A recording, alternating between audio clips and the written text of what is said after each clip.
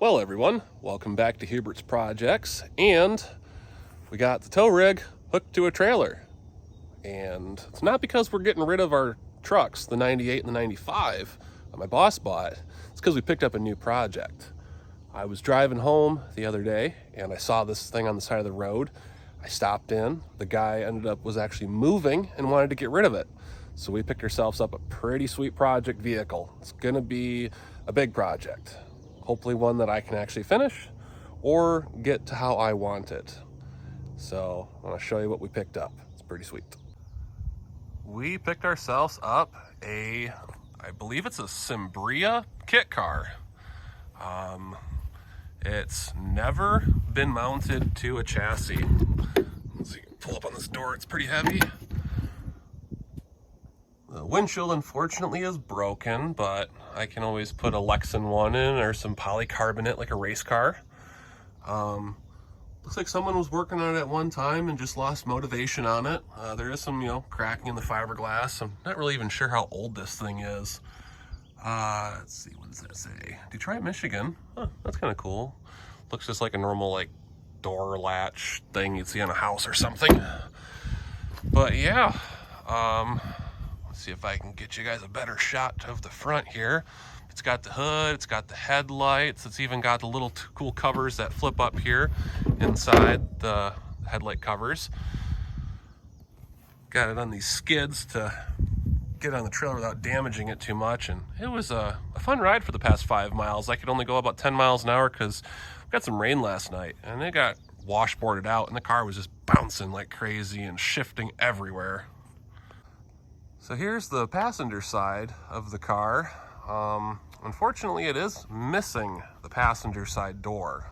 Someone stole it, according to not the guy we got it from, but the guy he got it from.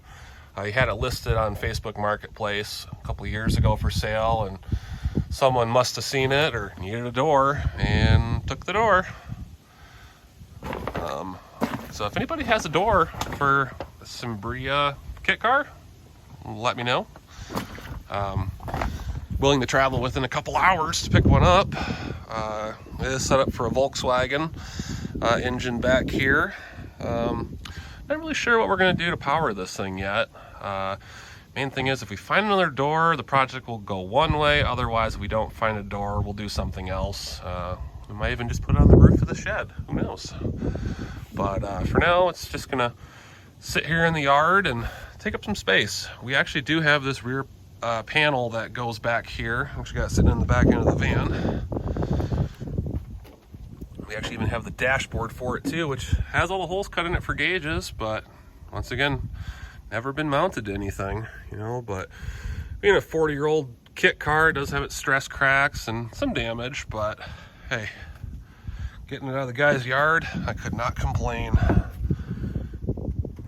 Kind of wonder on these, I could make some windows that flip open. Looks like actually that's what they're supposed to do, is they're supposed to open up or something. Probably make something out of Lexan or polycarbonate. And then we have some side windows if we find another door. But the whole tub is in pretty good shape actually. The trunk section is here. Headlights are there. The fiberglass isn't very thick looking here, but what do you do? Let's see what we got in the van.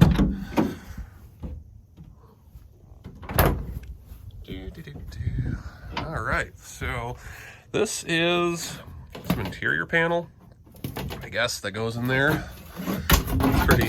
Pretty destroyed. I'm sitting around. Probably never going to use that anyway. But here's the trunk. It actually has one of the back windows that came with it. It's sitting in the rack here somewhere. We got a lower valance piece for the front, lower valance piece for the rear, and that's about it. I kid you not, this dashboard has to weigh as much as the whole car. It's very heavy, and it's definitely handmade. Not sure if this is from the car when it was sold as a kit or what, but should do some good inside there. Still got to measure the wheelbase on this thing to see, you know, how long it is. I know it should fit a Volkswagen Beetle chassis, but you know, some of these, sometimes you have to shorten them or lengthen them for your use, and you know, we'll figure that out as we get closer to figuring out what we do with it. You know, what should we do with it? Should we turn it into some wall art? Or should we actually, ouch, try to get it going again? Oh, I just stabbed myself in the leg with this thing. That felt great. Do not recommend that. Well, instead of fiddling around with the camera and trying to place it down, I put the rear trunk pan in there. Doesn't look horrible. I think this actually would look really cool if we put like a spoiler on here, or even like a duckbill spoiler on the back to kind of give it more of a race car-ish look. Like I said, we do have one of the windows that goes in here. Not this, we have one of them. We can make a second one. Probably put some louvers in them for some heat dissipation if we go with a Volkswagen chassis under here. We do not have the back window that goes inside the cabin there, but we can figure something out when we get to it. All right, Red, I'm using our tire wedge. Where does it go?